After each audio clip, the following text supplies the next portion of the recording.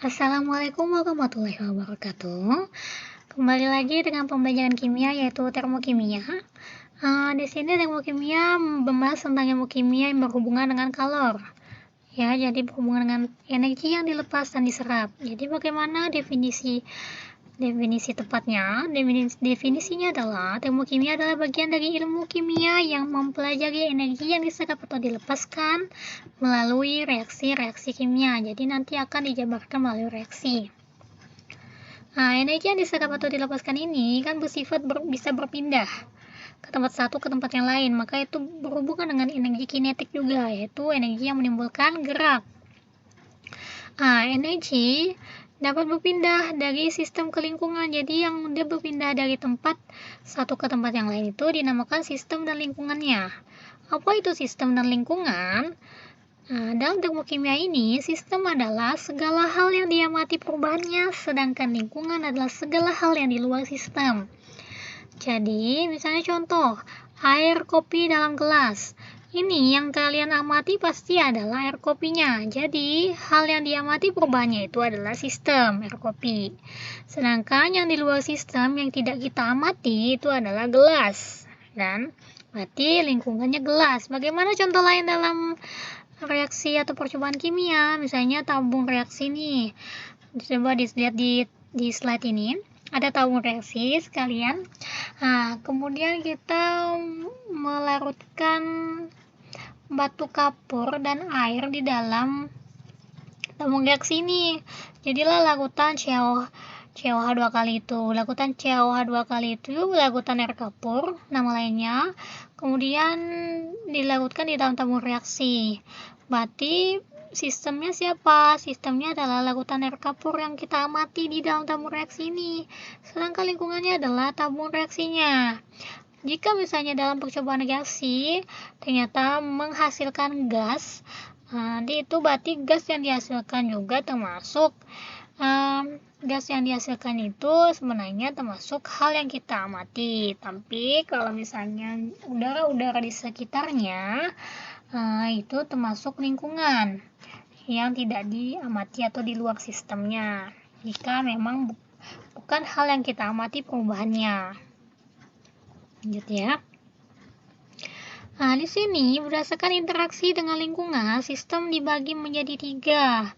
Jadi ada sistem terbuka, sistem tertutup, dan terisolasi. Ya, ini tabung Erlenmeyer ya namanya nih ya.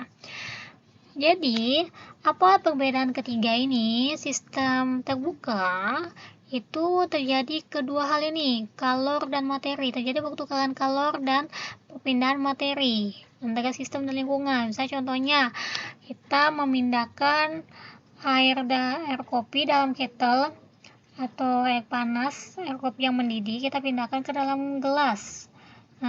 Berarti kan terjadi perpindahan materi tuh. Materinya berpindah dari tempat yang di dalam kettle tadi ke dalam gelas yang kecil tadi, wadah kecil tadi.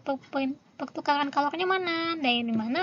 Suhunya juga pasti akan berubah ketika pertama air mendidih di dalam kettle itu, kemudian dipindahkan ke dalam gelas karena udah bertemu dengan udara di sekitar, maka dia kan suhunya akan berbeda.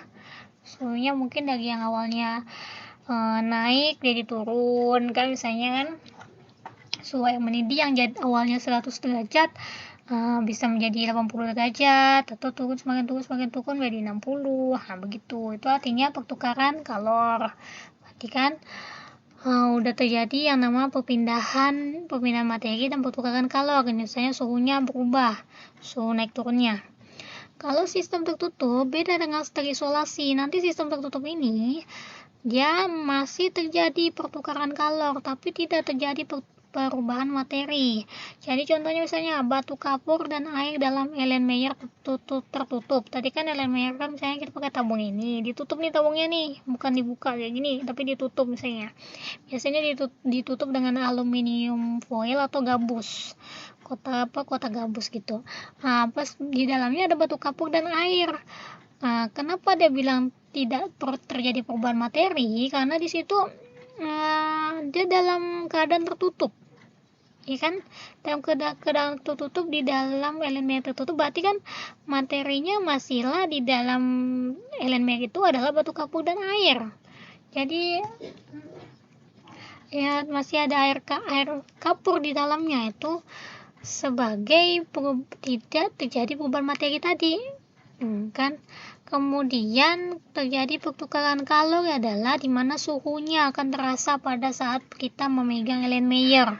Jadi misalnya batu kapur dan air tadi kan, air kapur itu kan kalau misalnya kita masukkan dalam Erlenmeyer ditutup, itu pas kita pegang Erlenmeyernya maka akan menghasilkan suhunya biasa suhu yang panas, atau berarti terjadi pertukaran kalor, di mana sistem yang di dalamnya melakukan perpindahan energi kan dari sistem ke lingkungan tadi adalah si Erlenmeyer itu, sehingga Erlenmeyer juga menghasilkan panas dan menghasilkan suhu panas tadi yang kita rasakan pada Erlenmeyer. Kemudian apa sistem terisolasi? Sistem terisolasi itu kan tidak terjadi kedua hal itu. Jadi kalau misalnya tidak terjadi pertukaran kalor dan materi, berarti contohnya adalah dia benar-benar tertutup nih, terisolasi nih. Nah, contoh biasanya adalah air dalam termos. Kan kalau misalnya air di dalam termos itu tidak terjadi tuh pertukaran kalor, karena kalau air di dalam termos itu tidak akan panas kan kita pegang, tapi air di dalamnya yang panas, termosnya tidak. Berarti tidak terjadi pertukaran kalor dan materi. Kenapa? Karena dia di dalam termos tadi. Oke, berarti itulah bedanya. Beda ya. Semua interaksi antara energi ini. Kemudian keseluruhan energi yang terjadi dalam bentuk kalor itu kemudian akan dikatakan sebagai entalpi. Jadi ini definisi entalpi adalah keseluruhan energi dalam bentuk kalor yang terdapat dalam suatu sistem. Nah, jadi tadi tuh seluruh energi yang terjadi, energi yang diserapkan, energi yang dilepaskan, kemudian dalam bentuk kalor tadi akan dikatakan sebagai entalpi. Ingat ya, di sini entalpi ini biasanya dilambangkan dengan H. Hanya besarnya entalpi tidak dapat ditentukan, tapi perubahannya yang bisa kita hitung dengan rumus. Perubahan entalpi simbolnya adalah delta H. H itu entalpinya, sedangkan perubahan itu kan biasa delta. Jadi di depan H ini ada deltanya, delta H, berarti terjadi perubahan entalpi. Rumusnya harus dari H produk dikurang H reaktan. Produk dikurang reaksi. Atau H akhirnya dikurang dengan H awalnya. Kemudian kalau kita bahas dengan ini, kita lanjutkan lagi. Dalam termokimia itu terjadi dua hal tadi, reaksinya, jenis reaksinya ada ekso dengan endoterm. Nah, ekso ini dimana terjadi perpindahan. Nih kan, proses pelepasan. Jadi dia ada proses pelepasan, ini perpindahan tadi. Perpindahan yang nama kalor tadi. Perpindahan kalor dari sistem ke lingkungan. Jadi X itu kan keluar, N itu kan ke dalam. Berarti kalau X keluar dari sistem ke lingkungan. Jadi kalau misalnya endoterm ini adalah kebalikannya. Dia proses penyerapannya. Jadi kalau misalnya penyerapan berarti kalornya dari lingkungan ke sistem, dari luar ke dalam. Ingat ya, kalau contoh dianalogikan adalah seperti misalnya kalau EXO ini kita dari dalam rumah mau keluar rumah.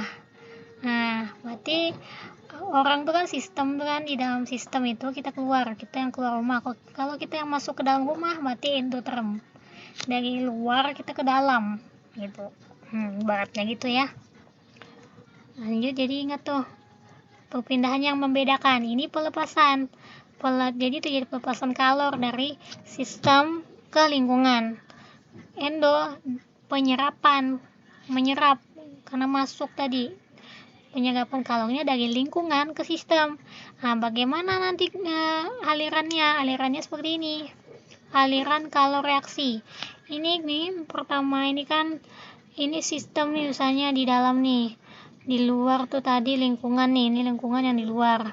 Berarti perpindahannya kalau misalnya dari panahnya, lihat nih, panah ini dari sistem ke lingkungan, itu kan dari keluar kan, berarti eksoterm nih. Ini aliran kalor yang mengalami eksoterm. Ini aliran kalor yang mengalami endoterm karena dia masuk dari lingkungan panahnya dari luar ke dalam sistem, berarti endoterm. Bagaimana kalau jika digambarkan dalam bentuk diagramnya? Maka diagram tingkat energinya seperti ini.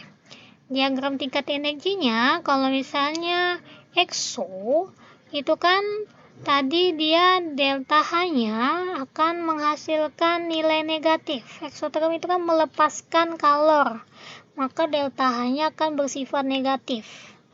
Jadi itu dia prosesnya, kalau diagram tingkat energinya dari reaktannya itu lebih besar dibandingkan produknya. Makanya di reaktan itu panahnya dari reaktan ke bawah, produk dia panahnya ke bawah.